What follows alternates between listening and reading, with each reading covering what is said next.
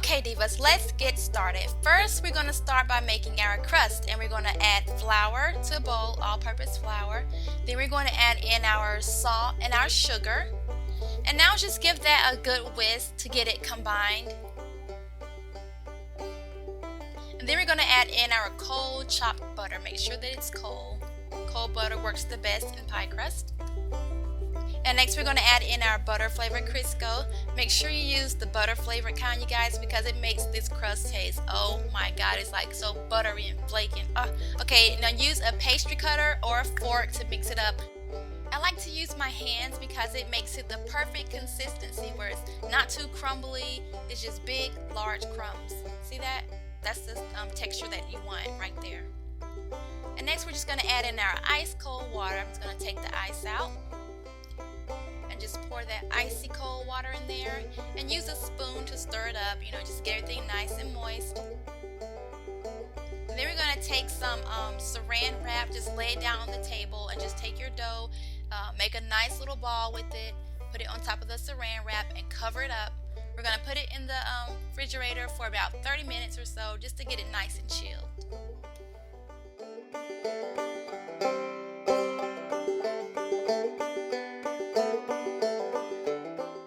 Time to make our peach mixture. Yummy for my tummy. Okay, I have 2 cans of peaches in here. I like a lot of peaches in my peach cobbler. Then I'm going to put in some butter. They're in a saucepan. I'm going to put in some butter. And then I'm going to add a little bit of spice. I don't like a lot of spices in my peach cobbler. So, yeah, put the spices in there. You can even add in a teaspoon of lemon juice, which I did. And I don't know where that video clip is, but I did add lemon juice to this. Okay, now add some sugar. And you can find this recipe on my blog. As always, I'll put the direct link in my info box. Now just mix it up. Now let's fast forward time a little bit. There the peaches are, they have cooked for a while. It's nice and syrupy. Look at that.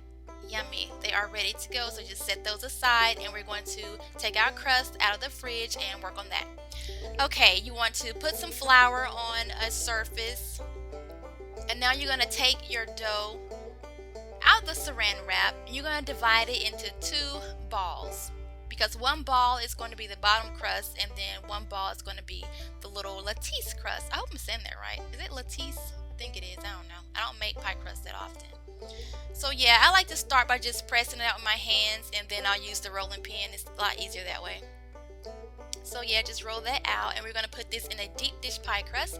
And the way I like to pick up this crust is just kind of lay the rolling pin on it and kind of roll it over the rolling pin. And it's going to look a busted mess because I'm not good with pie crust, but you can straighten it out once you get in the pan like this right here. And then you just lay it down just like that. And then you just kind of take your hands and just kind of form it and make it look all cute and neat and trim off the excess. Just make it look cute. It'll come together. If it looks busted when you're making it, it'll come together. Just keep on pressing it and getting it all pretty. Okay, now we're going to pour our peaches onto our bottom pie crust.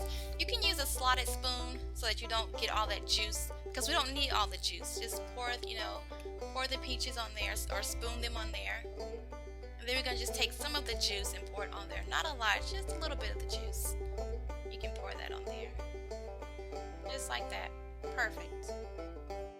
Alright, now it's time to make our top crust. We're just going to roll out that dough and cut out little strips. I like to use like something in the kitchen like a spatula to measure it to see how long I need to make my strips. That way I can compare it whenever I'm rolling it out. So I just roll out my dough. Just like that, and get it a good length, and I measure that, make sure it'll fit, and that is perfect. So then I just take like a knife or a spatula and I just make little strips just like that. Just like that. And then to lift this, I just take my offset spatula again and just kind of put it up under it and just kind of roll it like that. Because if you try to pick this thing up, it will fall apart on you. So just make little rolls and set them aside. Just like that. Make your little rolls. And now you want to lay this onto the pie just like this. Just unroll it, and you can stretch it if you need to make it fit. So yeah, just unroll all your little rolls.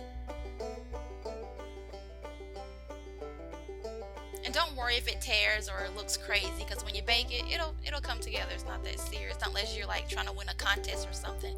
Then you can take your time and be all neat and pretty, and do it again with the other side, like crisscross them just like that. And you can use the leftover dough to fill in the sides like I'm doing right now. Just kind of make it look more, more presentable.